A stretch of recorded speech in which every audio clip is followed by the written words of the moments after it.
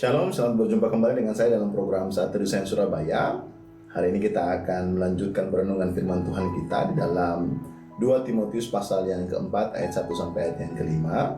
Nah, bagi rekan-rekan yang ingin mendapatkan bahan Saat Teduh ini bisa langsung ke Instagramnya Sains Surabaya di @shine_surabaya atau di Facebooknya Sains Surabaya, yaitu Shine spasi Surabaya.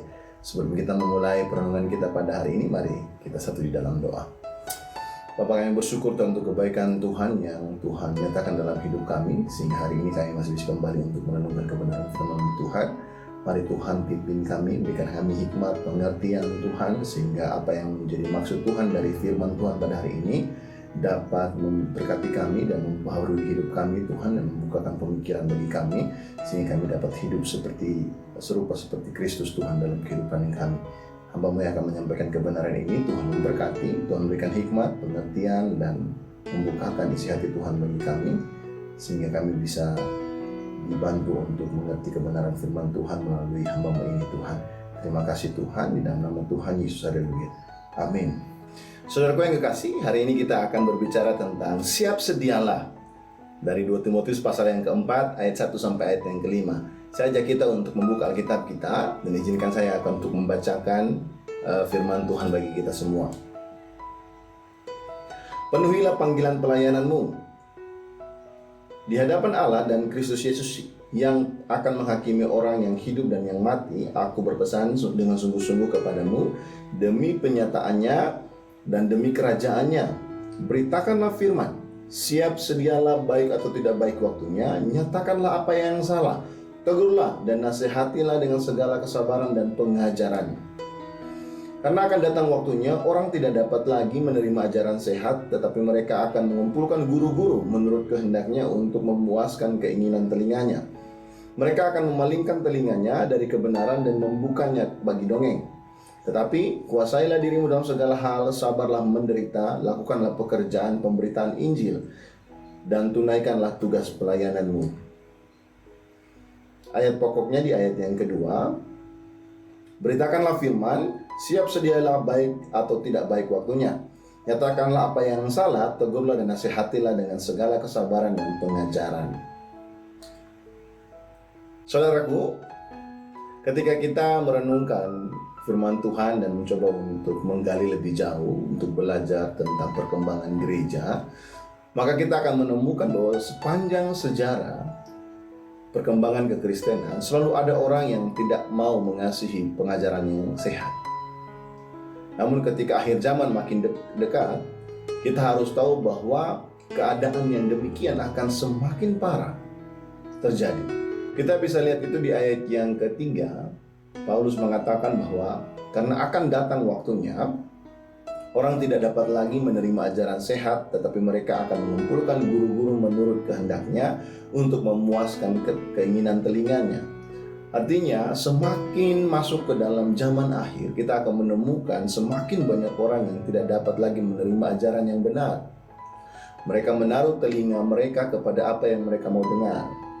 Banyak orang yang akan mengaku bahwa mereka adalah orang percaya, berkumpul dalam gereja, dan kelihatannya menghormati Allah, tetapi tidak akan menerima iman sesuai dengan ajaran yang benar. Karena apa? Karena yang mereka cari bukan Allah. Yang mereka mau temui bukan Allah sebenarnya. Itulah yang dikatakan oleh Rasul Paulus, bahwa mereka tidak dapat menerima ajaran yang sehat. Mereka akan mengumpulkan para pembicara, para pelayan, para pengajar yang sesuai dengan apa yang mereka mau dengar. Kemudian di zaman akhir, mereka akan memalingkan telinganya itu dari kebenaran. Artinya mereka tidak memberikan kesempatan bagi kebenaran itu untuk masuk ke dalam hidup mereka secara benar.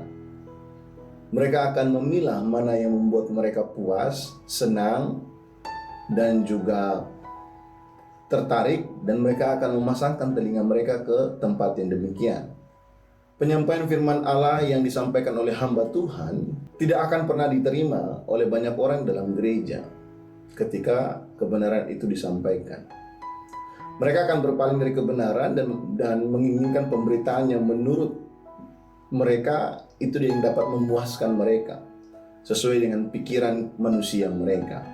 Mereka tidak akan menerima firman Allah tentang pertobatan, dosa, hukuman, dan perlunya hidup kudus dan terpisah dari dunia.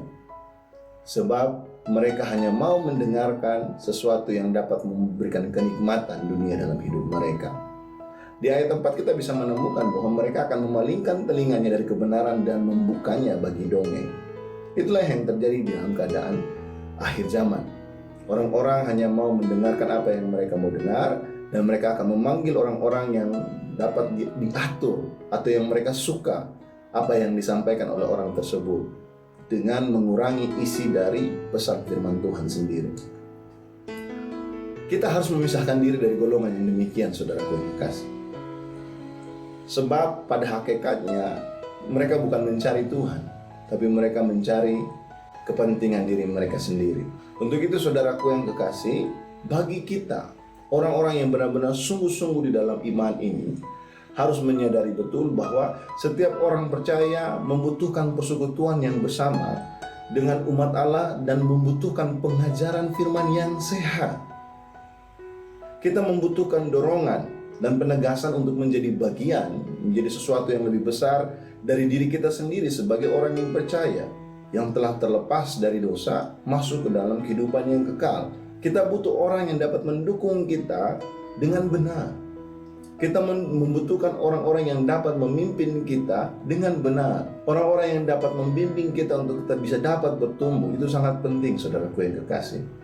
Baik di gereja, keluarga, maupun di dalam lingkungan pekerjaan kita. Untuk itulah Rasul Paulus memberikan nasihat kepada Timotius dengan mendorong dia untuk mengambil bagian di dalam menjadi mentoring itu di dalam komunitasnya. Walaupun dia adalah seorang yang masih muda untuk menjadi pelayan firman Tuhan, tapi Paulus mendorong dia agar dia menjadikan pelayanan itu sebagai prioritas di dalam hidupnya. Harus dilakukan bukan hanya pada saat yang tepat, namun harus dilakukan setiap saat. Siap sedia dalam pemberitaan firman yang benar. Ketika kita dipanggil atau diundang untuk melayani dimanapun kita berada, kita harus siap sedia memberitakan firman Tuhan. Bukan memberitakan apa yang mau mereka dengar, bukan memberitakan sesuatu yang euforia semata kepada para jemaat kita atau para orang-orang yang mengundang kita.